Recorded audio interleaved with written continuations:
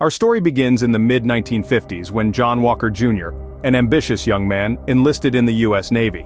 For 2 decades he served with distinction, rising to the rank of warrant officer as a radioman.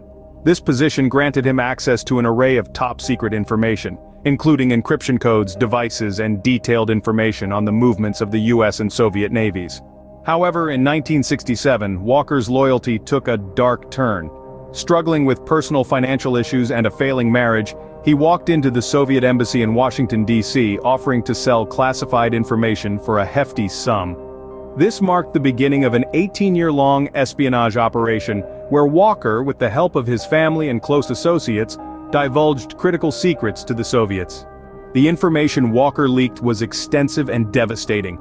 He revealed the locations of U.S. nuclear submarines, procedures for a nuclear launch, troop and air movements in Vietnam, planned airstrikes for North Vietnam, and various special operations missions in Laos and Cambodia. He also exposed U.S. naval strategies for both the Pacific and Atlantic Oceans. The consequences of Walker's actions were far-reaching. Boris Solomatin, a Soviet spy chief, remarked that Walker's information allowed the Soviets to understand and study how the U.S. military thinks. Similarly, the director of naval intelligence, Rear Admiral William O. Studeman, acknowledged that Walker's actions enabled the Soviet Union to gauge the true capabilities and vulnerabilities of the U.S. Navy. Walker's espionage activities also facilitated one of the most audacious operations of the Cold War. Armed with Walker's code cards, the Soviets, through their North Korean allies, hijacked the USS Pueblo, a United States Navy ship equipped with cipher machines. With both the machines and the code cards, the Soviets had all they needed to decipher American-coded messages. Walker's actions were undeniably a severe breach of security.